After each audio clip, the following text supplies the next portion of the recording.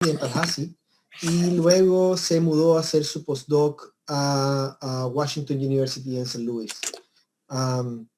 Luego a Baylor College. En Washington University, en Florida State, estuvo con Chris Lingle, otro gran biofísico de canales, y en Baylor se topó con Enrico Stefani. Entonces, Alan ha tenido en su vida no solamente buenos maestros que lo guiaron, sino que una chorrera de buenos colaboradores. Entre ellos Ricardo Elchese, que lo trae desde el postdoc, gran amigo parece y colaborador. Se ha dedicado la vida a trabajar en canales de calcio voltaje dependientes, y los últimos años, bastantes años, se ha dedicado a el efecto y el rol de las subunidades accesorias de los canales a voltaje dependiente, ¿sí? Y de eso es lo que va a hablar él hoy. Entre sus artículos se encuentran PNAS Science, Cell Calcium, ¿sí? Tiene todo. Ha estado financiado en su carrera desde que volvió a Chile en los 90.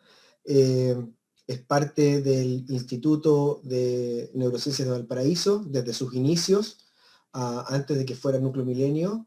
Él fue reclutado para poder seguir organizando, para poder generar este centro.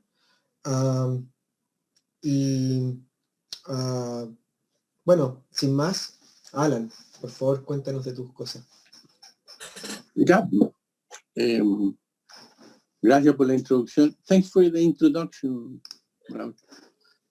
Ricardo, es interesante lo de Ricardo. Él le va a contar una infidencia. O sea, yo llevaba como un año donde Enrico, estábamos empezando a hacer estas cosas con el canal de calcio, y acabamos de tener una hija. Entonces la familia en Chile quería verla. Entonces nos invitaron para Navidad con todo pagado y decidió. Y Enrico me dio vacaciones. Cuando volví, estaba Ricardo Elchese sentado en mi setup. Y por suerte Ricardo es una bellísima persona, y se dio cuenta que lo mejor era colaborar conmigo. Entonces al final teníamos un setup al lado del otro. Cuando teníamos que hacer un N igual 8, él hacía 4 experimentos, yo hacía 4 experimentos, y lo hacíamos en un día en vez de... Y así hicimos casi todas las cosas mientras estuvimos juntos. Y después, no sé, pues después de muchas vueltas volví con él porque me interesaba esta cosa que les voy a hablar ahora de la voltage clamp fluorometry, y seguimos colaborando. Entre medio me invitaron a ser profesor invitado de UCLA, y ahí hemos seguido trabajando. Entonces, gran parte de lo que les voy a mostrar hoy día, los datos fueron obtenidos en el laboratorio de Ricardo por Nicoleta y por Antonio, que dos postdocs de él. Antonio ya se fue a Suecia, está en una cosa que se llama Lynch Hopkins, un instituto que hay ahí, no me acuerdo el nombre del instituto, ya aprenderme el nombre de la ciudad es difícil. Y este grupo son mis estudiantes. Hay uno que ya se fue, que está en Chicago, que es Gustavo, que fue como un poco de las cosas iniciales del proyecto aquí en Chile de hacer voltage clamp fluorometry, en que gastó mucho tiempo, pero no pavimentó el camino y preparó mutantes, pero en realidad la que después sacó los datos que obtuvimos de aquí es Daniela. Y después Jonathan, Nieves, la persona que nos ayuda con toda la biología molecular, y Guido es un ingeniero en computación que nos ha ayudado con los modelos y todo, y está muy entretenido aprendiendo biofísica. Y también tenemos a Jonathan, que nos ha ayudado con unas cosas de rampas que les voy a mostrar. No sabía bien cuál es el nivel de especialidad que tenían ustedes, y que igual agregué algunas diapositivas de introducción. Solo para ponerlo en contexto, en el genoma humano se reconocen 143 genes que codifican canales de iones, y que tienen los que tienen estas formas estructurales, porque después, ¿no es cierto?, en los piesos y han aparecido otros bichos raros. Y en general están encargados de controlar el paso de iones a través de la membrana, ¿no? Y hoy día vamos a hablar, y aquí está metido el canal de calcio, que es muy parecido y muy pariente del canal de sodio, y más alejadito de otros canales activados por voltaje. Pero Todos ellos, y lo que voy a hablar hoy día en el fondo es partir discutiendo un poco los problemas del voltage gating, ¿no? Bueno, esto es otro que tenía que decir, que el canal de calcio, a diferencia del canal de sodio y potasio, que tienen mucho que ver con la señalización eléctrica, el canal de calcio está regulando, ¿no? Y eso no hay que olvidarlo, está regulando la entrada de un segundo mensajero. En cambio, los de potasio y sodio en general son los que están regulando el voltaje de la membrana. Las concentraciones de sodio y potasio prácticamente no cambian con la actividad de los canales de sodio y potasio. En cambio, el canal de calcio es clave para la señalización. Y eso después vamos a ver que yo creo que es lo que le da estas particularidades especiales, que Diego sabe mucho más que yo en la regulación interna y fisiológica de este canal. Yo estoy más del lado biofísico.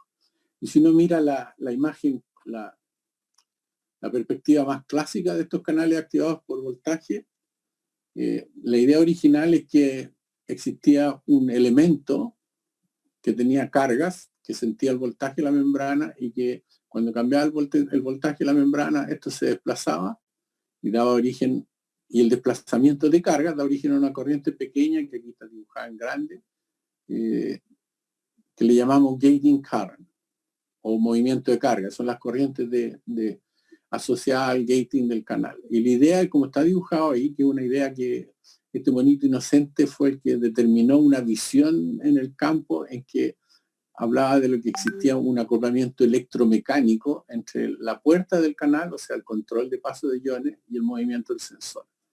Y este sensor que está dibujado ahí, si uno lo ve en la topología de las subunidades que forman el canal, vendría a ser el cuarto segmento transmembrana, que tiene un montón de aminoácidos cargados alineados. Y la idea es que ellos, al desplazarse en el campo eléctrico, son los que dan origen al gating current, y su movimiento de alguna manera es el que abre el canal. Y si uno lo mira ya con una estructura cristalográfica moderna, el canal completo está hecho es un homotetrámero, está hecho por 4 subunidades, que fisiológicamente no necesariamente es homotetrámero, hay combinaciones, pero uno en este caso y en la parte electrofisiológica experimental uno tiende a estudiar homotetrámero, y este es el clásico que le llamamos el Shaker Potassium Channel, que fue el primero que se clonó y se caracterizó, que viene de la mosca. Hay una predicción muy clara de lo que llamamos el acoplamiento estricto, o sea, de que tiene que moverse la carga para que se abra el canal, y hay un test súper estricto, que es lo que vemos aquí, en que si uno hace un parche y ve canales únicos y uno va a voltaje muy negativo, cada vez que se abre el canal, o sea, si está a voltaje muy negativo, el equilibrio deberá estar en estos estados cerrados profundos que llamamos, donde todos los sensores de voltaje están en reposo. Y cada vez que se abre el canal, se supone que recorrió todo este camino. Entonces, si uno mira la dependencia de voltaje de la probabilidad de apertura a esos voltajes bien negativos, uno tiene lo que se llama el limiting slope en escala logarítmica, y la pendiente es exactamente la suma de las cargas que se tienen que mover para abrir un canal.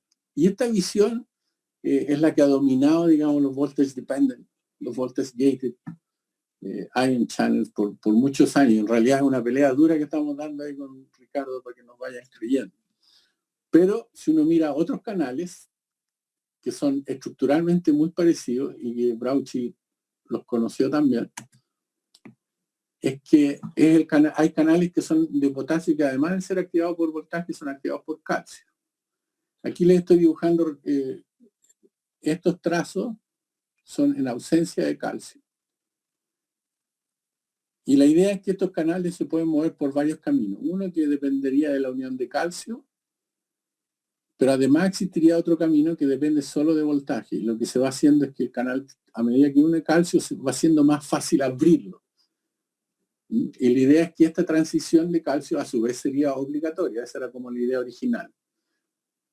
Pero la predicción era que si se abre así el canal en ausencia de calcio, debiera dar una curva. Cuando uno hace el mismo experimento que les mostré para el shaker, uno ve que los canales únicos se abren más de lo que se predice por el esquema 5. Y entonces se ve, esto es lo que llamamos un quiebre en la curva, que más adelante voy a volver a retomar eso, porque esa es la señal de que el acoplamiento no es obligatorio o estricto, que hay una cantidad finita de energía que asocia a los dos componentes. Y eso es lo que nosotros le llamamos el acoplamiento alostérico. Y bueno, y aquí se ve que con calcio esa curva tiene la misma pendiente, ese quiebre, pero ocurre mucho antes, a probabilidades de 10 a la menos 4, en vez de la otra que son 10 a la menos 6. Entonces, después vamos a ver que se trató de hacer también canales de calcio y un poquito más complejo.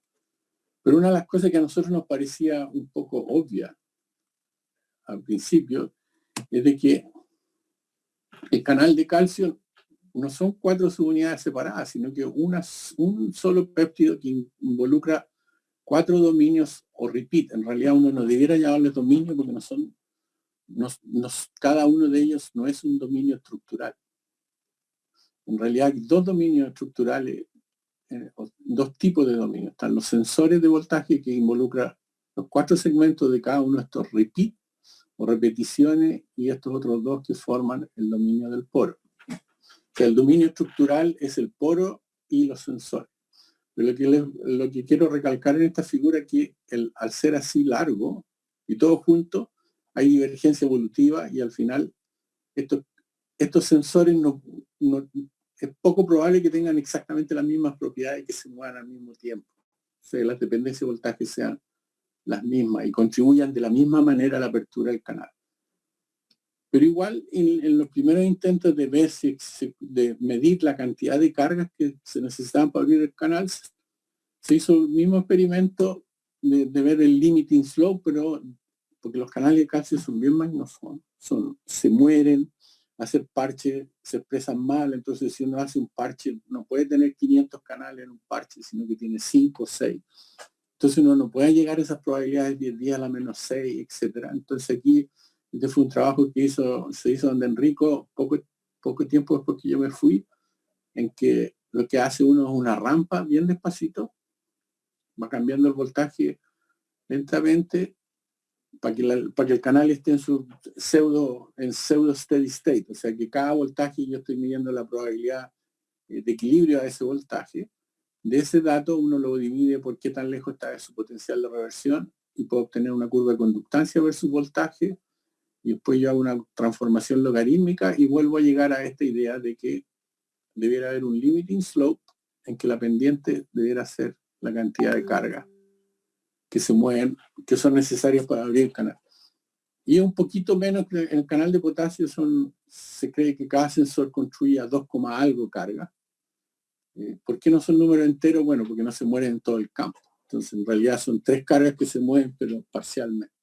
Entonces, aquí uno podría pensar que en el canal de calcio no todos los sensores contribuyen de la misma manera o se mueven menos, etc. Y aquí les mostré un monito por si les interesa a alguien, esta técnica del cut open, que tiene esta gracia de que uno hace un sello virtual. O sea, aquí, aunque es con grasita y puede pasar mucha corriente, el truco es que si uno mantiene los 2 voltajes igual, no pasa corriente, que es lo mismo que tener una resistencia infinita. Entonces uno aísla eléctricamente ese pedazo de membrana y eso permite mejores condiciones de voltage clamp y de ruido. Y ahí es cuando volví a encontrarme con Ricardo, esta cosa de poder tratar de medir de verdad qué pasa con cada sensor. ¿Cómo podemos estudiar la actividad de cada uno de estos sensores? Que aquí les estoy mostrando un alineamiento de la secuencia. Aquí estoy hablando del canal de calcio cardíaco, que era el que veníamos trabajando hace mucho tiempo. Y aquí uno ya puede ver de que las secuencias obviamente no son iguales. O sea, el repeat 1, 2, 3, 4 son distintos. Y aquí lo está dibujada en la estructura basada en una cryo-EM del canal de calcio del músculo esquelético, y lo que se puede ver es que el sensor 4 está cerca de los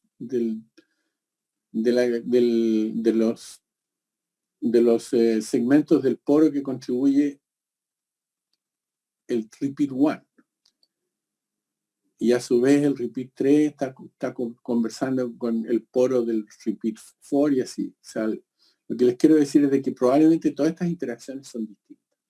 Entonces lo primero y esa es una parte que ya venía tratando de hacer en paralelo Gustavo, pero Ricardo ya venía con otra experiencia, y lo que hicimos fue introducir esta técnica que llamamos la Voltage Clamp Fluorometry, en que básicamente consiste en introducir este reportero, esta señal sonda fluorescente, en el canal por mutagénesis sitio dirigida, y el aparato de K-Open se monta debajo de un microscopio de fluorescencia. Y en realidad Daniela le puede contar, no es fácil, porque aquí el espacio es casi nada, hay que pinchar del lado el huevo, pero tiene que quedar bien clampeado, y todo esto oscura, etcétera, etcétera, ¿no? Y se necesita mucha expresión para poder tener señales. Entonces, lo primero que se hizo fue buscar regiones cercanas al... La idea es que este segmento se mueve, esa es toda la teoría original, ¿no? O sea, el gating, el hecho de... Sabemos que estas cargas se mueven en el campo eléctrico, entonces uno deberá esperar de que hay un movimiento físico de este segmento, y que si uno pone un fluoróforo por aquí, que se mueve con respecto al medio o con respecto al resto de la proteína, uno debiera ver cambios en la intensidad de la fluorescencia. Sigue siendo como un misterio por qué cambia la fluorescencia. Puede ser algo tan simple como que uno lo expone de un medio hidrófobo a un medio acuoso. Eso puede cambiar dependiendo de la sonda, puede cambiar la eficiencia cuántica, o puede haber quenching colisional de algunas cosas. Y se han hecho varios estudios tratando de resolver ese problema, pero en realidad es idiosincrático. O sea, depende de cada posición, y vamos a ver de que la intensidad de la señal no permite decir realmente cuánto se mueve ni cómo se mueve, solo nos permite decir que se mueve, y uno hace una normalización entre el cambio máximo de fluorescencia y el mínimo, y puede obtener estas curvas normalizadas, que esto me está diciendo, esta es la dependencia de voltaje de la activación del dominio del repeat 4, esta es la dependencia de voltaje del dominio 2, esta es la del dominio 3, y esta es la del dominio 1. O sea, lo primero que uno ve aquí, que están muy dispersas en el voltaje. O sea, de hecho, cuando uno está en potencial a menos 60 milivoltios, ya tiene la mitad de los segmentos 4 activos. O sea, es probable que uno, cuando hace sus registros en reposo, esto está lejos de estar en la posición de reposo. Y a su vez uno ya está abriendo el canal prácticamente, y recién se está moviendo el dominio 1. Lo otro que se ve aquí, si uno mira la cinética y compara la cinética con la corriente, aquí está mezclada.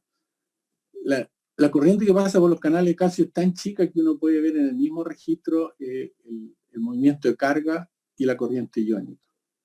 O sea, esta es la suma de los dos componentes. Y eso es importante, porque aquí nos está diciendo de que el movimiento de carga en el dominio 1 precede el movimiento del sensor. O sea, eso ya me dice que probablemente en mi gating current este sensor contribuye poco a esa corriente. Y eso puede ser porque, bueno, la gating current se escalan con la cinética, entonces si es muy lento va a ser muy chiquitito. Después estos dos como que cumplirían los requisitos, ¿no? O sea, como que esta cinética y esta cinética parece ser muy compatible con la gating current, y el dominio 4 y el más lento. Ahora sí, obviamente esto para mí ya me decía que no, o nos decía en realidad el grupo, que uno no podía pensar en una cosa strictly coupled, ¿no? O sea, en primer lugar, el canal se está abriendo antes de que este se active, ¿no? Sin en términos del tiempo. Entonces ahí llegamos a la idea de retomar esto, y que uno lo puede ver, que es el modelo alostérico. Ahora, el modelo alostérico uno lo puede considerar en rigor, dependiendo de las energías de acoplamiento, se va a acercar a un modelo estricto. Pero lo que yo estoy mostrando aquí es que cada dominio estructural, que serían los sensores y el poro, tiene dos estados estables. Uno que le llamamos resting active, y close open. Entonces, lo que hace cada sensor contribuye o desvía el equilibrio del close to open aportando una cierta energía de acoplamiento que llamamos W1, W. Entonces el sensor 1 aporta W1, el sensor 2, W2, etc.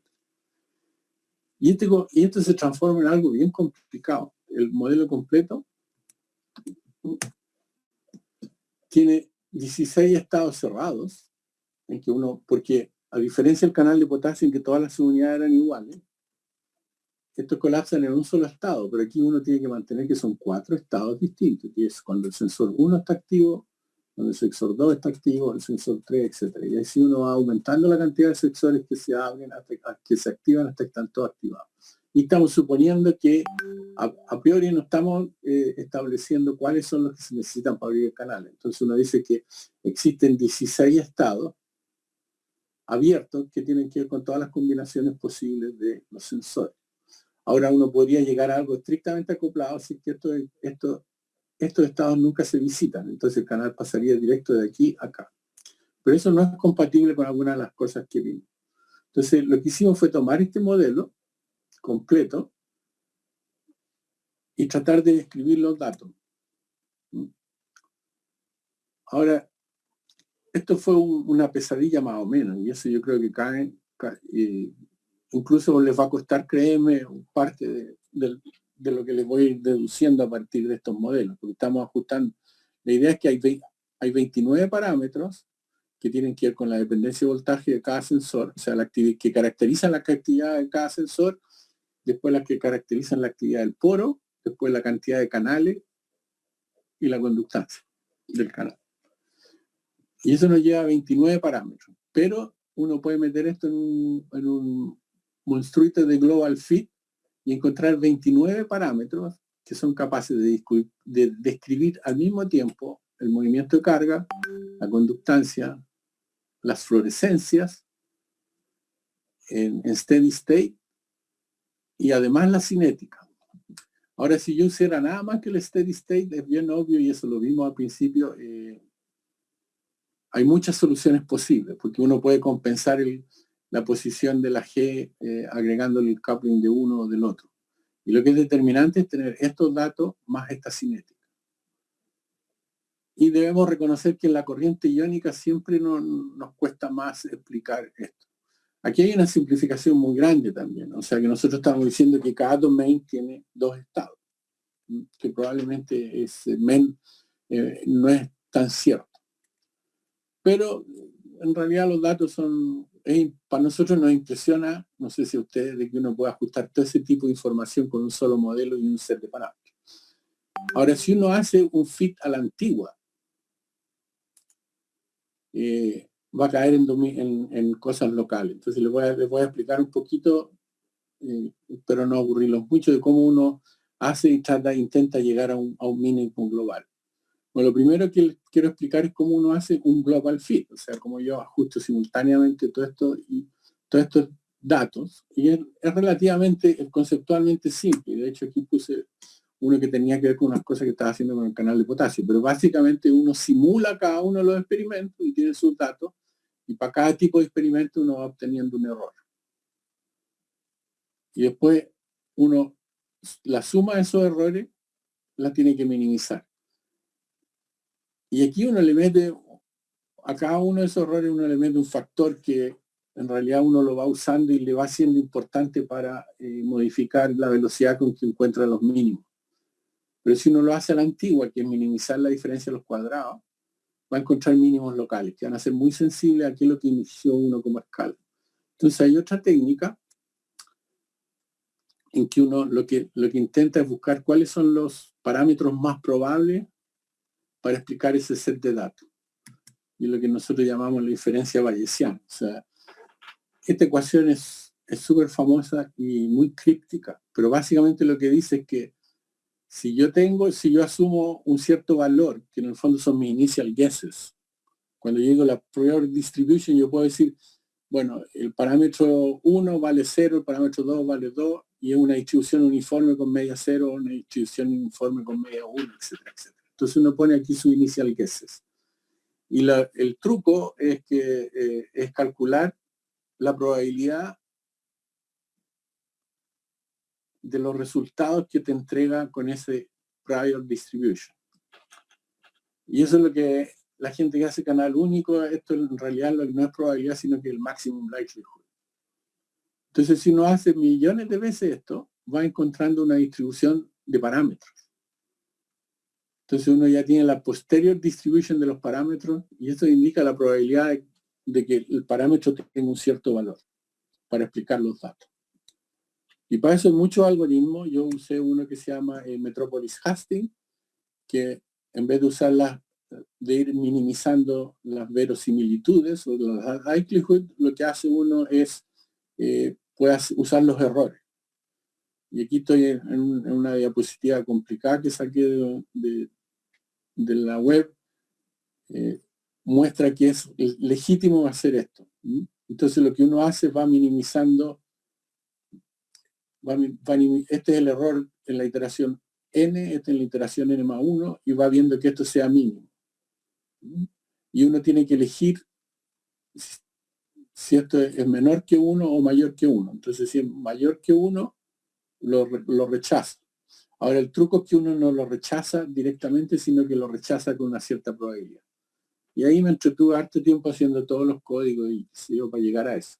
¿Y cómo se ve esto? Se ve más o menos así como lo dibujo aquí. O sea, este es el error a medida que yo corro el software, parte muy lejos de un error muy grande y rápidamente se estabiliza. O sea, rápidamente eso es relativo. Esto es 100.000 iteraciones. Este es con otro modelo, no es con el modelo del canal de Casio. En realidad yo estoy usando 1 millón de iteraciones y repito ese experimento como 5 initial guesses para ver de qué va a parar a donde mismo. Pero rápidamente una vez que se estabiliza y ahí y se queda con que el programa oscila entre valores con pequeño error. Y aquí está entonces qué valores tomó un parámetro para darme cuenta consistente con esos errores que oscilaban un cierto valor. Y lo bonito es que él me entrega un histograma del parámetro. Y si este parámetro es monomodal, entonces la solución es única con respecto a ese parámetro. Y eso para nosotros fue súper importante para poder validar los modelos. Pero volvamos, digamos, a nuestro problema y esto es para que ustedes vean más o menos de dónde saco los números. Y los números que nos dieron en el Global Fit es que las energías con las que contribuyen los distintos sensores, esto para mí es como lo más relevante aquí, ¿no? O sea, el sensor 1 prácticamente no contribuye a la apertura del canal. El sensor 4, que se ve directo de los datos, porque ocurre en dependencia de voltaje y con otra dependencia temporal, es irrelevante para el estado, o sea, no se ven con el polo prácticamente. En cambio, estos dos son los que determinan que se abra el canal. Y me está diciendo el modelo que contribuye más o menos uno con 37 o 40 milielectronvolt y el otro con cerca de 70 milielectronvolt. Alan, eso dentro de todas las limitaciones. ¿Te puedo interrumpir un poco? Obvio. Una duda. Esto solamente para aclararme yo. Esta es la contribución energética de cada uno de los sensores, pero no en ningún caso determina la necesidad de los sensores, ¿cierto? Lo que me refiero es que el sensor 4 sigue siendo necesario para abrir el canal, aunque aporte poca energía. ¿O no es necesario simplemente? No, pues eso es lo que te dice que es irrelevante. O sea, no es irrelevante energéticamente, pero puede que sea necesario. ¿O no? Si lo sacamos. A ver, no, lo que decimos es que el estado abierto y cerrado del equilibrio close-open no depende del equilibrio resting active del sensor 4. Exacto. Eso es lo que te dice. O sea, estructuralmente, obviamente, claro, o sea, si tú sacas eso, el canal se desarma. Eso, y estamos preguntando y hemos tratado de ver si es que tiene que ver con la inactivación, por ejemplo. Correcto. Pero no, experimentalmente hacer pulsos largos con fluorescencia, o sea, seguimos tratando de entender para qué sirven estos sensores, qué es lo que están haciendo. Porque de hecho hay mutaciones, no en este caso particular, pero en otros canales hay mutaciones que ocurren que tienen implicancia. Pero entonces el hecho de que estos sean irrelevantes, yo podría reducir el modelo que tú tienes a la mitad de estados posibles, ¿cierto? Y sí, trabajar más fácilmente. Claro, y me queda parecido al modelo clásico del canal de Casio. Exacto. Que es close open. Exacto. El n igual 2, sí. Claro. Bueno, sí. Gracias. Bueno, ahora, estos experimentos se hicieron con el set completo de subunidades, la alfa 2 y la beta y la alfa. Pero, y la pregunta obvia que en el fondo viene volviendo a la vieja pregunta que tratamos de contestar con el Chessy, ¿qué es lo que le hace la beta a la alfa? Partimos por probar cómo la presencia o ausencia de alfa 2 afecta ese modelo. Y bueno, la alfa 2 tiene un impacto muy grande en la GB, o sea, a los canales les cuesta mucho más abrirse. Intuitivamente uno debiera pensar de que, bueno, pueden pasar dos cosas, o que mis sensores de voltaje, la actividad de los sensores de voltaje está muy alterada, o que esos sensores de voltaje ya no contribuyen tanto energéticamente a la apertura del canal. Entonces, porque lo que está suponiendo, y eso salía en el modelo anterior, que la transición close-open tiene una pequeña dependencia de voltaje. Entonces uno podría pensar que esta podría ser, por ejemplo, nada más que el close-open solito. Y bueno, se hizo lo mismo, ¿no? Hicimos los experimentos y aquí ven que ya la GB está a la derecha del sensor 1, del sensor 2 y el sensor 3.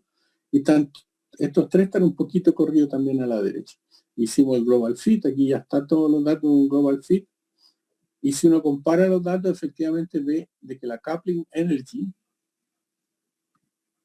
se ve reducida, ¿no? Y si uno suma cuánto es el cambio en coupling energy total, son como 70 milielectronvoltios. También cambian otras cosas, o sea, y eso lo vemos aquí. En términos de cinética, lo que me dice esto es que el canal se abre mucho más rápido cuando no está el poro solo. La transición closed-open es mucho más rápida que cuando está alfa 2. O sea, como que estaría facilitada. Después las cargas cambian un poco y eso uno sugeriría que la subunidad alfa 2, que está sentada arriba, podría estar afectando el campo eléctrico que sienten los sensores. Pero lo que quería resaltar más grande, y es el efecto que nosotros consideramos más interesante, que de alguna manera esta subunidad que está afuera facilita o hace más relevante la conversación entre estos dos sensores y el canal. Pero nos quedamos nerviosos con esto, porque introducimos todo un modelo, dijimos, no, todo este dogma del strictly coupled, que se yo, está mal, lo que necesitamos es un modelo alostérico. Y el único argumento que tenemos es un global fit de 39 parámetros. Entonces, yo no sé qué opinan ustedes, pero yo creo que estoy seguro que están siendo escépticos.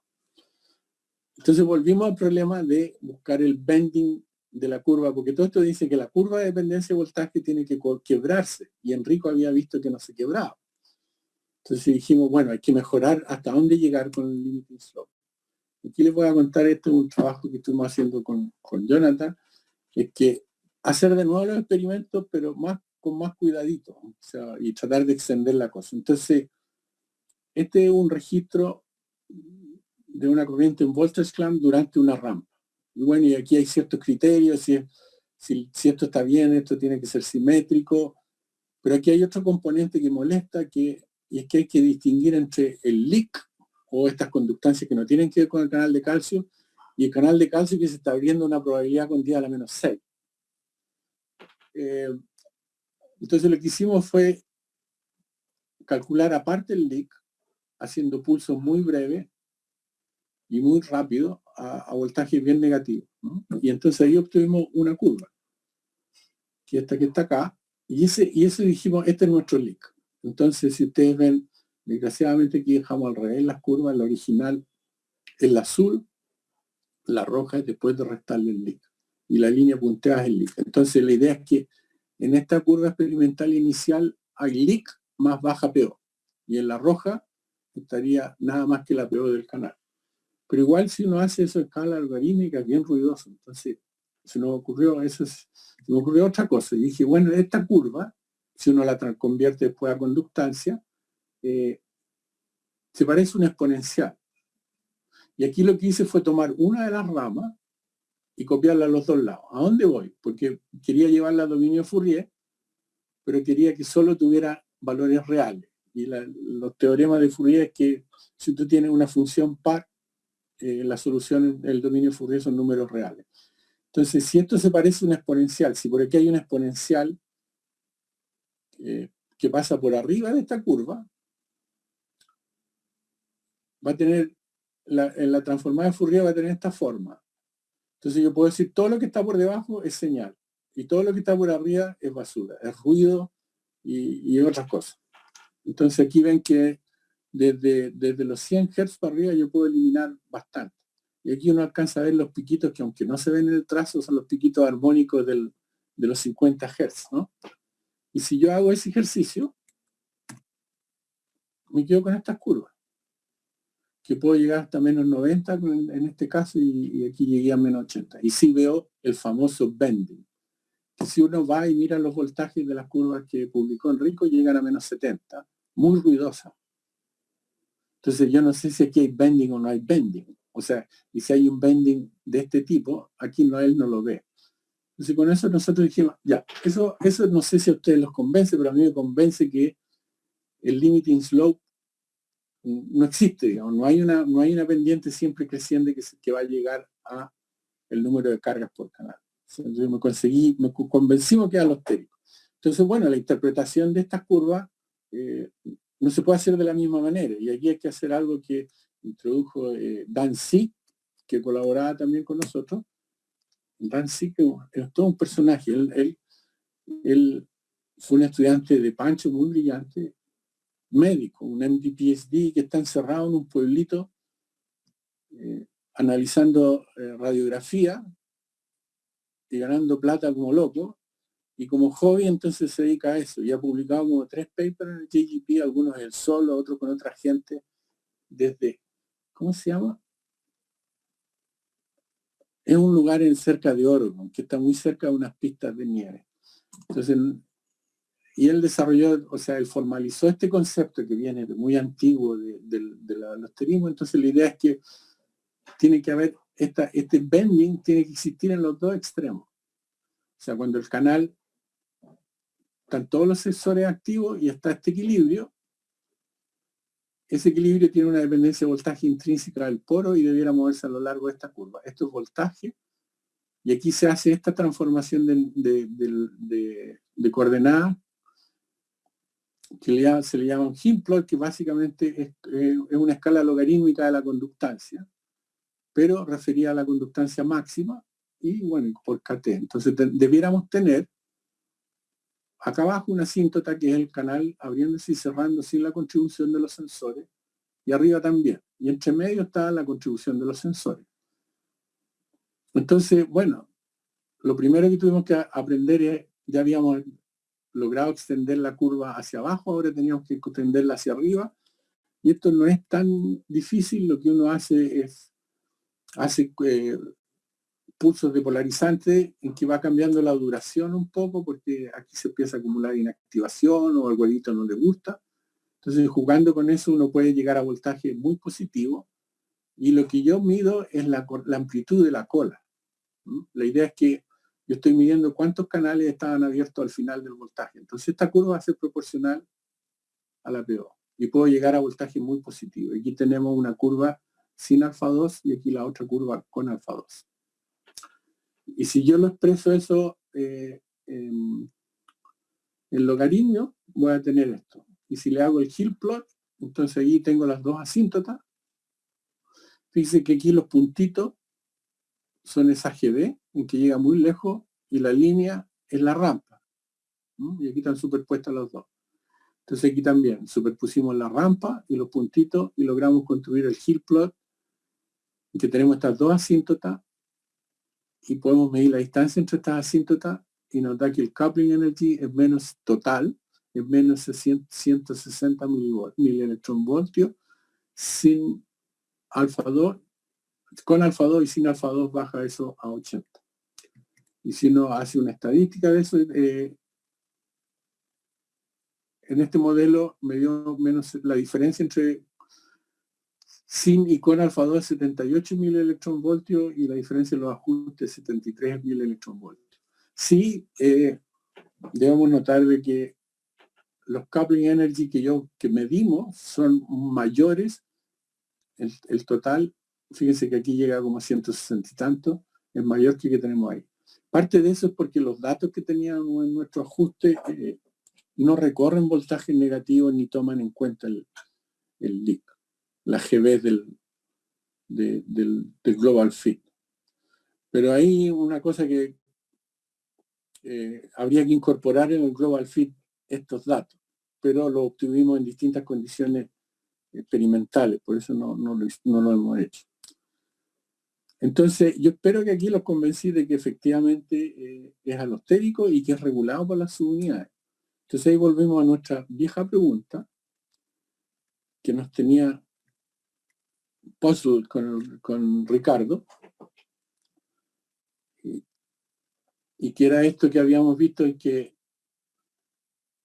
estos son los primeros experimentos de Catopern que vimos cuando uno expresaba la subunidad alfa 1 sola o con la beta, aquí no tiene la alfa 2 delta, aumentaba la corriente, pero la gating current se veía más o menos parecida. Y si uno hacía la QV, esta de acá, son idénticas, pero las GB se corren.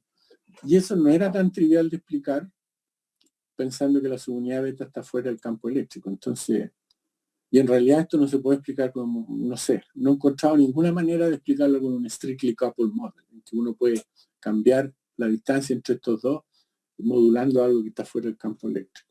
Entonces volvimos a la pregunta, y esta es la tesis de Daniela, de tratar de hacer la voltage gland fluorometry con y sin beta. Y obviamente la ciencia tiene siempre sus sorpresas, ¿no? Y que aquí todo muy bonito, este es el dominio 1 con y sin beta, y el dominio 2 no pudo obtener señal en mucho tiempo, y en realidad aquí uno ve un poquito, y los experimentos que en las publicaciones son huevos muy excepcionales que tenían expresiones muy grandes, y cuando uno no tiene beta esas expresiones son mucho más chicas.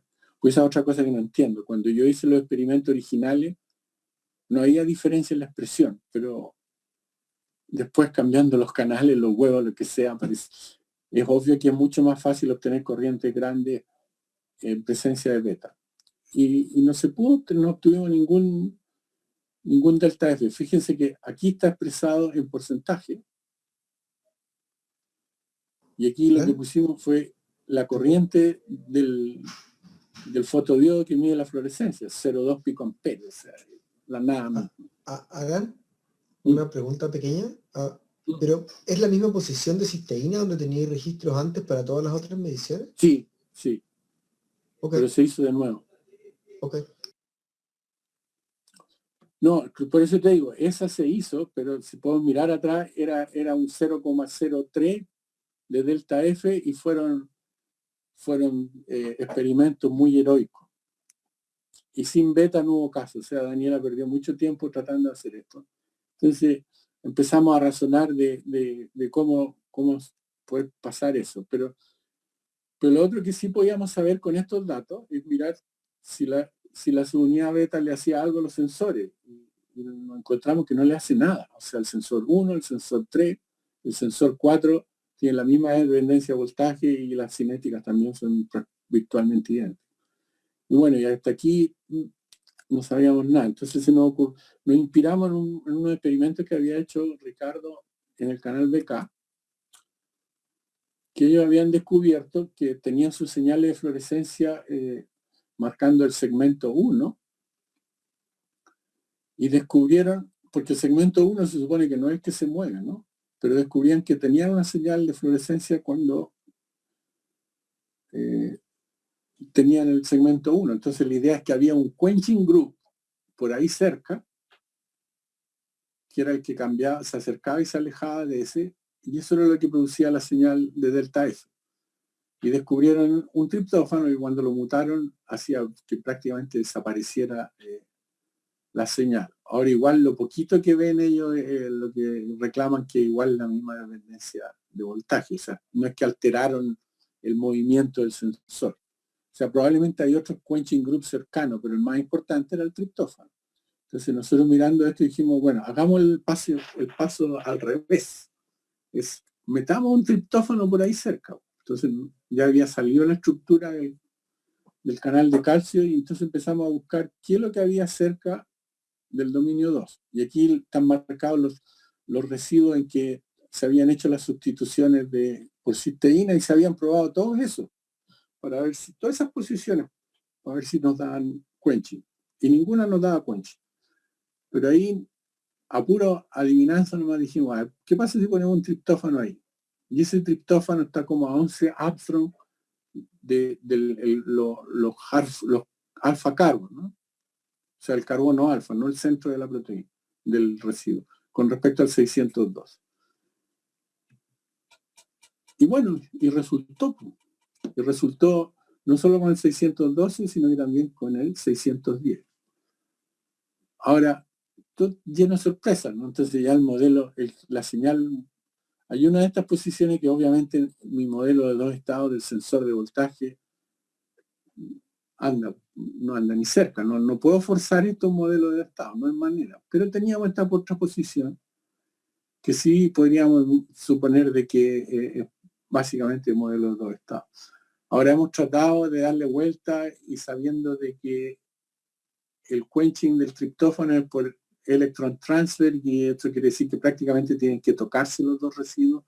Hemos estado dándole vuelta a cómo sacar información espacial de distancia en base a estas curvas y a estos datos. Igual hemos hecho, lo que estamos haciendo es poner el triptófano ahora en distintas posiciones, pero eso obviamente va a tomar un tiempo en hacer la geometría del movimiento.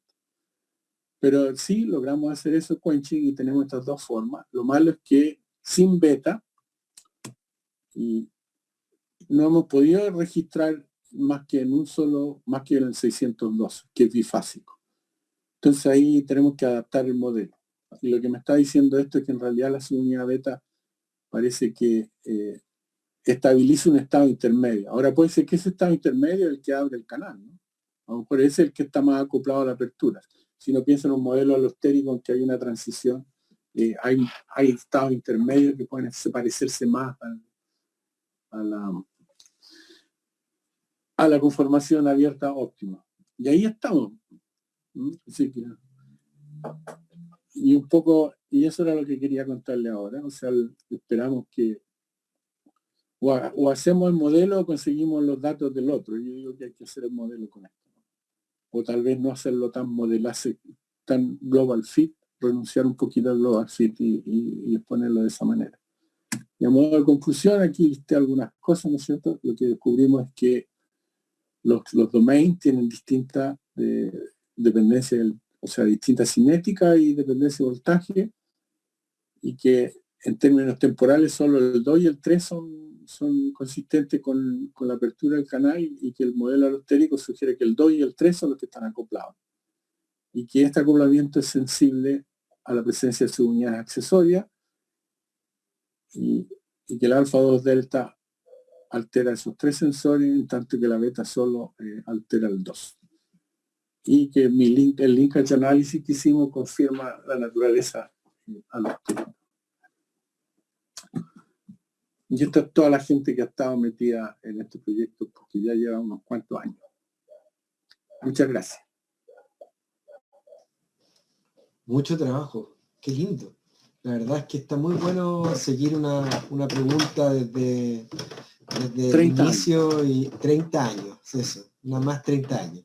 Entonces, qué bueno, porque uno se va encontrando con cosas, herramientas de análisis, soluciones a problemas pequeños, que son interesantes. Por ejemplo, me gustó mucho tu eliminación del ruido para poder ver el quiebre de la curva. Esa fue una solución muy inteligente, lo pasar todo el dominio de la frecuencia y filtrar cosas. Claro. Sí. Eso lo hacen, ¿sabes quiénes lo hacen mucho? Los que estudian los cantos de las ballenas. Ah, ok. Con los ruidos de los barcos y que sí. Mira. Ahora tengo una pregunta respecto a tus datos. ¿Cómo uno interpretaría? Uno no necesariamente interpreta que esa curva que tienes es bifásica porque ahora aparece una fluorescencia negativa en vez de una fluorescencia positiva que iba cayendo. Esa. En realidad todo es movimiento. Claro, uno tiende a confundirse porque Porque hay un Esto punto no de es- referencia que es donde está siendo cuencheado, pero la verdad es que se está no moviendo es de la, forma no es la continua. trayectoria, no es la trayectoria del sensor, No, pues. de la activación. Esto es que hay un estado, durante la trayectoria visita unos estados donde hay on-quenching y otros estados donde hay quenching. Exacto, pero en términos del movimiento puede ser un movimiento continuo que está pasando por un centro o un lugar donde esto se invierte, pero en realidad no necesariamente tiene que ser bifásico. No se No, le puede- pero me está diciendo de que hay un estado que tiene más quenching que el resting, que es visitado de manera relevante. O sea, a estos voltajes, o sea, lo que yo estoy diciendo es que hay, ¿cómo lo estamos pensando? Que en el fondo tiene, durante la activación visita 3 estados. Uno que es menos quenching, que sería este de acá, y otro que es más quenching, que sería este de acá. Entonces, el equilibrio, o sea, es como un modelo secuencial de 3 estados, aunque el O estado sea, es la intermedio. distancia en realidad que tiene con el triptófano que está en el S5 que lo pusiste, ¿no? Que está en el S5 parece el triptófano. Sí, del Entonces, dominio, no expliqué, es el port domain del dominio 4. es el port domain del dominio, ¿cuál es el dominio que está solapado, digamos, ok, el cambiado. O sea, el dominio 3, perdón. Que Ujú. es este, Es el dominio vecino, claro. que están aquí. No, por eso, o sea, hay como dos caminos. Uno darle vuelta a tratar de explicar la curvita y otro es meterse de lleno a un modelo espacial. Y ahí Guido ha estado entretenido tratando de ver si puede mover este sensor en molecular dinámico. Oye, Alan, según los cristales del minor, la beta rigidiza mucho el sitio de unión del A y D, ¿no? Y si uno le pone glicina, le pone un linker de 8 Sí, glicina, pierde mucho efecto de la beta, sí.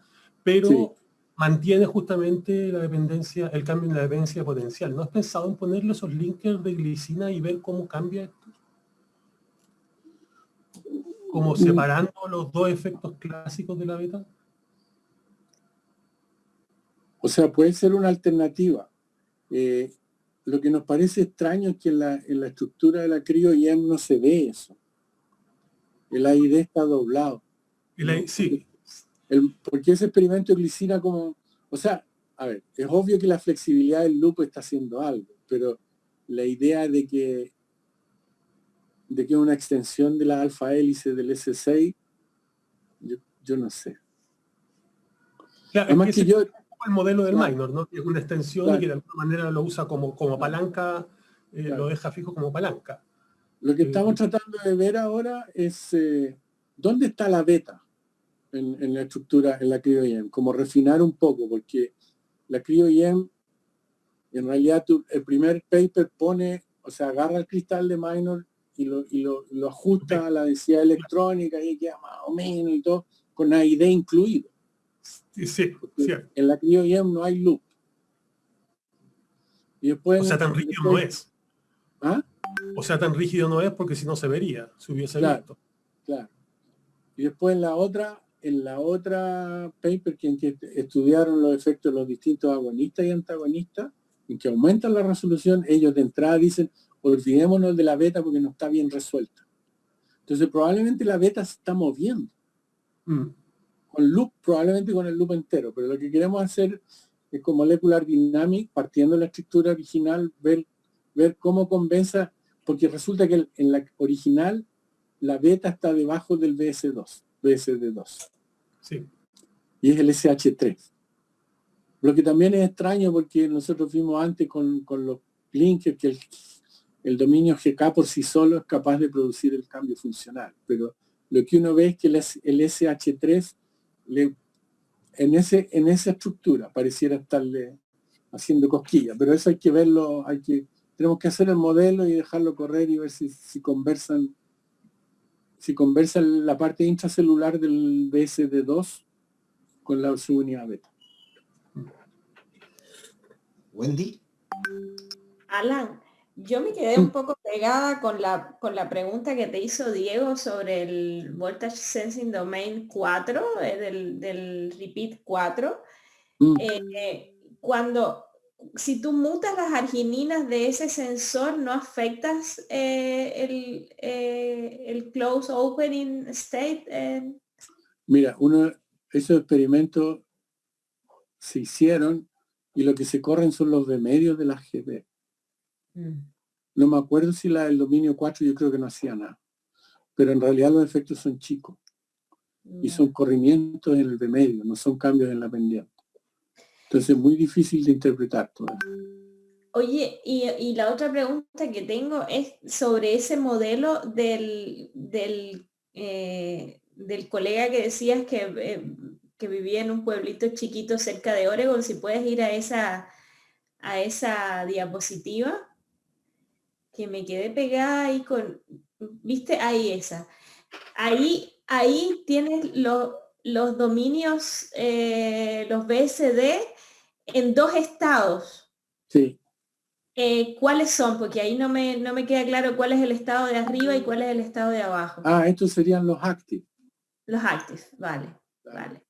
Ya, ok. Entonces, cómo el canal se abre y se cierra cuando están todos active. Y el equilibrio va a estar multiplicado por los coupling energy, ¿no? Esa es la idea, que L es el equilibrio close open, o la contribución, el delta G del close open. Y los de abajo son los estados inactivos. Los resting, sí. Los resting, vale. Y que el canal también debiera abrirse con la misma energía, o sea, la misma energía intrínseca que sería el L, digamos. Ya. Lo que le estoy haciendo es agregando la suma de esos D. Gracias.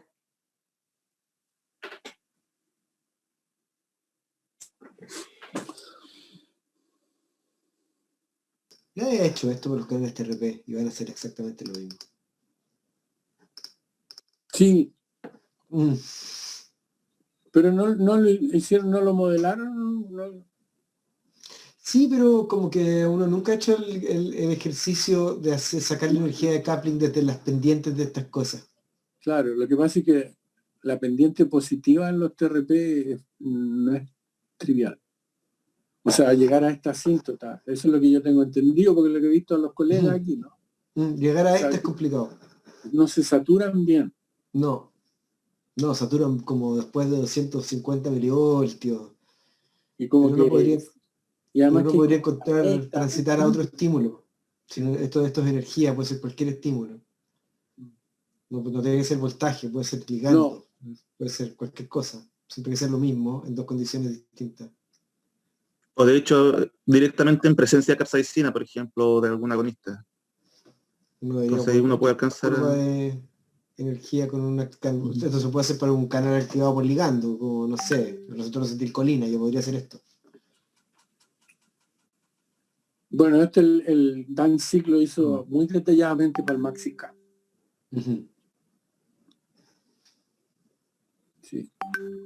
Yo no sé, ahí igual en el TRP ponían que la capsaicina se supone que hace que el canal entre en cierto estado en que cambia la conductancia, no sé. Sí, bueno, al parecer casi todos los estímulos hacen eso, que la conductancia no sea homogénea.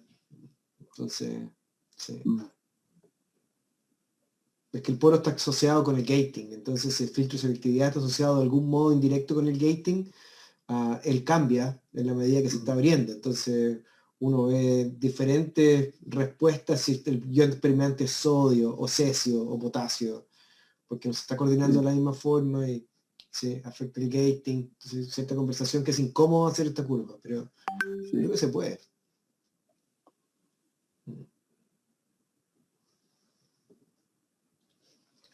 ¿Alguien más? Escuché que tenía una pregunta por ahí. ¿Yo me escucho? Sí. Tengo un par de dudas, que son un poquito tal vez básicas, pero solo para confirmar, en el ajuste global, la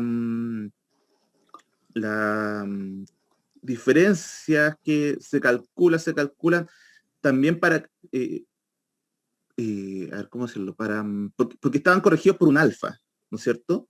Están escalados. No sé si el error de cada escalados por un alfa para cada uno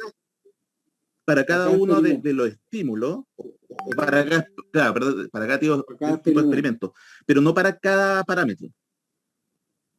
¿no es cierto? No, pues ustedes dicen, no, es el error el que está escalado. Es por el error total. El error O sea, total de cada el error de la QV tiene un peso, el error de la GB tiene otro peso, porque además que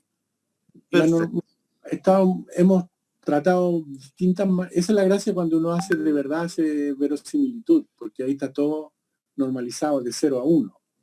Pero cuando tú tienes errores, no es tan obvio como los normalizas. Hay gente que lo divide por el máximo valor, otros que lo dividen por la máxima varianza, no sé. Ya, perfecto. Justamente esa era la duda, es decir, era Claro. por el tipo de medición, De datos, por decirlo así. claro. Porque piensa tú que aquí los valores van entre 0 y 1.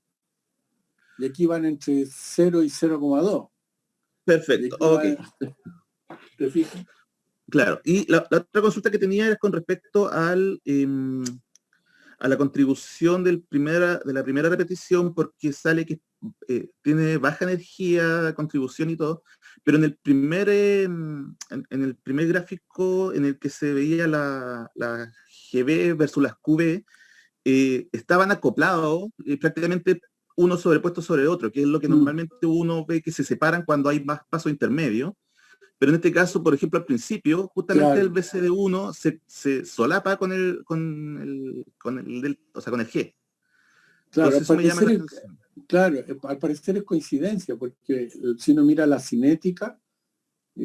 pero claro, no tiene que ver entonces con un tema de que a lo mejor sea... ¿cómo se llama esto? Se me fue la palabra. Cooperatividad, por ejemplo, y que tal vez necesita que todos los demás estén activados para que su poca energía gatilla a la larga el último paso para la apertura del canal, la apertura del poro. Sí, es un buen punto. Nosotros supusimos que no hablan entre ellos, que la única conversación es a través del poro, o sea, porque el estado del poro influye al otro. Perfecto. Estructuralmente están como medio legítimos, pero nunca sabe uno, la biología está llena de sorpresas. O sea, de hecho, acabamos de mandar hemos dándole vuelta a un paper con el canal de calcio del músculo esquelético. Y ahí parece que es el dominio 1 el que controla toda la pista. Y el 2 y el 3 se fueron a dormir.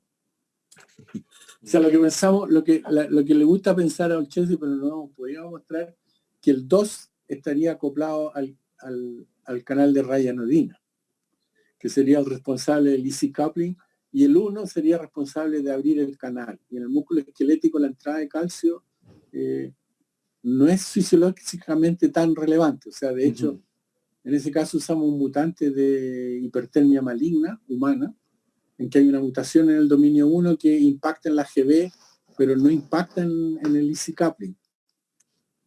Pero ahí falta, no sé, pues estás tratando de reconstruir todo el easy coupling en un huevo, pero ya le he inyectado como 6 proteínas simultáneamente. No sé. Pero nunca se sabe. O sea, piensen ustedes que el canal de calcio del músculo esquelético no se podía expresar en huevo hasta que Steve Cannon descubrió esta proteína STAC3, que no sé cómo, ya ni me acuerdo los detalles, cómo se le ocurrió probar las dos cosas juntas. Y una proteína de scaffolding y pudo expresar, entonces ahí se puede expresar el canal de calcio del músculo esquelético.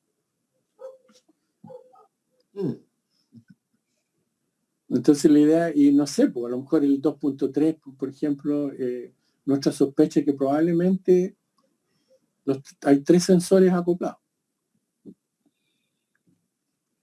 Pero mucha pega hacer esto, entonces hay que pensarlo bien antes de tirarse a la piscina. O sea, de hecho, yo me puse a jugar, a tratar de mejorar. Hemos estado con Guido tratando de hacer el improvement a las mediciones de fluorescencia, usando un patch. ¿Qué tienes para detectar un fotodiodo? Estamos usando un setup que diseñó Pancho. Un fotodiodo comercial, un Photomax. Sí, ok, sí. El problema ahí es que la fluorescencia background es grande, entonces no es un problema de señal absoluta, o sea, no es ponerle una avalanche photodiode, al revés, lo que necesita es algo muy lineal. Pero el truco en que me quedé pegado era agarrar mira, de los Axo Patch, los primeros Axo Patch con Headstage que integran, que es el 200A. Sí, yo tengo uno de esos, El pero el reset Headstage malo. Qué lástima. no enfría el Headstage, pero el reset del capacitor es muy, muy rápido. Porque en el otro, o sea, si tú registras con Capacitive Mode, no ves las transientes de la descarga del condensador. No se ven. Entonces, Sí, yo ya tengo descubrí, uno, no se ven, es súper bueno, pero el claro, amplificador se puede decir entonces bueno. la idea es integrar la señal del fotodiodo durante 1 milisegundo. Y uno puede controlar, o sea, tiene una entrada en que uno le manda el pulso reset. Entonces ahí me quedé. Que en vez de muestrear a 10 kHz una señal derivada, diferenciada, buscar la integral y leerla cada milisegundo. Yo estaba pensando que a lo mejor una solución para estos problemas de intensidad es buscar otro parámetro de la fluorescencia para medir y volver a la vieja escuela y usar polarizadores 90 y 180 e integrar la relación de polarización. Esas son las formas originales como Gregorio Aislar Weber señal. medía, sí, para aislar señal y medir cosas en solución. Entonces yo creo que no sería ridículo ahora teniendo buenos polarizadores y buenas mesas ópticas, buenos sistemas ópticos, ocupar la polarización de vuelta. La relación de polarización seguramente va a dar un resultado parecido a este con mucho menos Va a ser ruido. mejor señal respecto a no va a tener background. No. Sí. Lo otro que descubrió Pancho, que si tú le inyectáis melanina al huevo, Se va a poner bien negro. Po. si lo pusís más negro por debajito, mejora. Lo otro que yo estaba pensando que la fluorescencia background no es fluorescencia intrínseca del huevo. Si tú tienes un huevo que no expresa, no se marcan mucho. Tu fluorescencia basal es bajita. Pero yo creo que hay mucho recycling. Yo también creo. Bueno, el Ricard Blum lo mostró en células, para poder decir que en células es casi imposible. Y cuando uno ve lo que uno cree que es bleach, no puede ser bleach porque se restablece.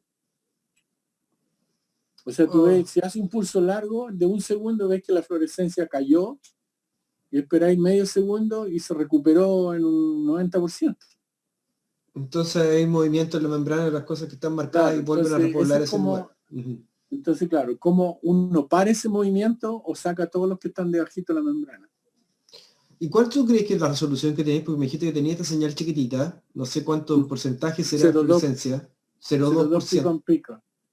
Es que está filtrado, es el RMS. Está filtrado, pero ya se ve sobre el ruido, o sea, ya tiene unas 3 veces sobre el ruido, ya bien. Sí. Ahora esos son promedios, ¿eh? Son promedios de 16 tras, ¿de cuánto? Sí, yo también lo he hecho, sé perfecto. Esto no se puede de una, pero espera, mi pregunta va.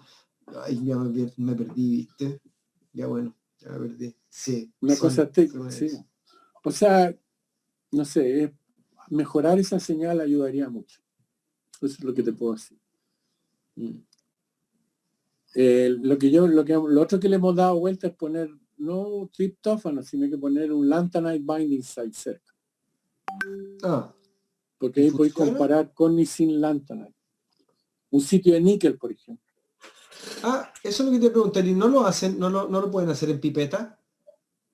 En patch clamp, sí. Hay run down. Se desaparece el canal, se va. Chao pescado.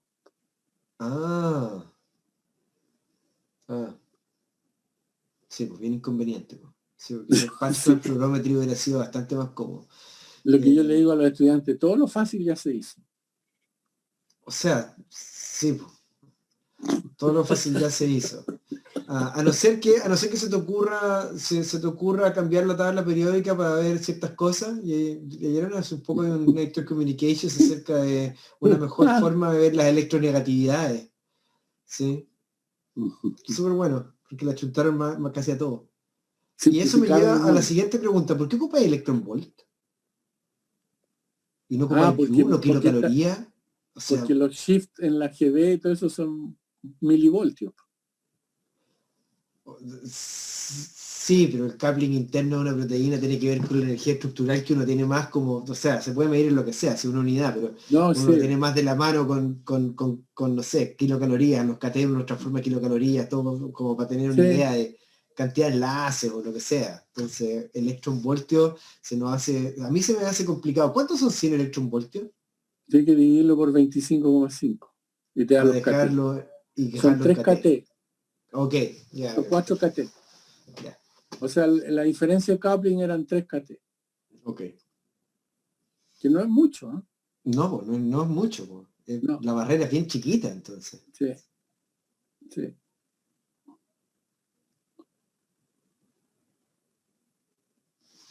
¿Alguien más tiene preguntas? Para... Oye, súper entretenido conversar con ustedes estas cosas. No siempre uno puede conversar tan largo con tanta gente que sabe tantas cosas.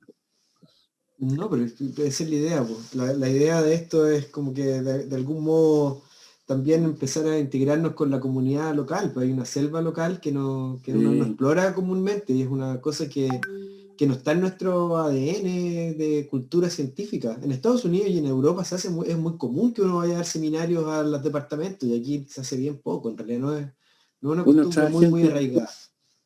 Claro, Sí. sí. Al parecer Oye, no hay más preguntas. Este es mi primer seminario, conferencia Zoom. Yo doy clase y todo, pero en realidad estaba medio escéptico. Pero ha sido no, funciona perfecto. entretenido. Sí. Funciona. Sí, y que has invitado en nuestro nuevo programa de comunicaciones. Claro, mándennos los pósters y les vamos a mandar los del 6NB también. Eso, te vamos a mandar la invitación para los siguientes. El próximo más viene Chris Ahern a hablar de primer Ah, episodio. qué bueno. Sí, y Ah. eso. Entonces te dejamos invitado también para la próxima. Ya, pues. Eso. Súper. Para que construyamos comunidad, si eso es, construir comunidad. Eso. Sí, esa es la única fortaleza que podemos sacar, es que podemos conversar entre nosotros, juntar. Pero yo digo, ¿sabes cuál es la diferencia con el mundo desarrollado? Que la relación entre gente de campos distintos es más fácil. Sí, po. Es que Como los departamentos son más grandes, po. No, pero aquí en Chile. Es que Ah, al revés, porque tú dentro de un departamento no hay tanta diversidad, no hay tanta transdisciplinaridad. y En así lo cambio, me en estáis Chile, diciendo, como, ok. claro, Puede ser, sí. sí. O sea, yo creo que la interacción aquí entre de los que hacen computación molecular y los que hacen electrofisiología se ha dado mejor que en otras partes, porque en otras partes son mundos muy separados y disjuntos, no sé, salvo contadas excepciones, ¿no? Pero en general los que hacen dinámica y se entretienen entre ellos.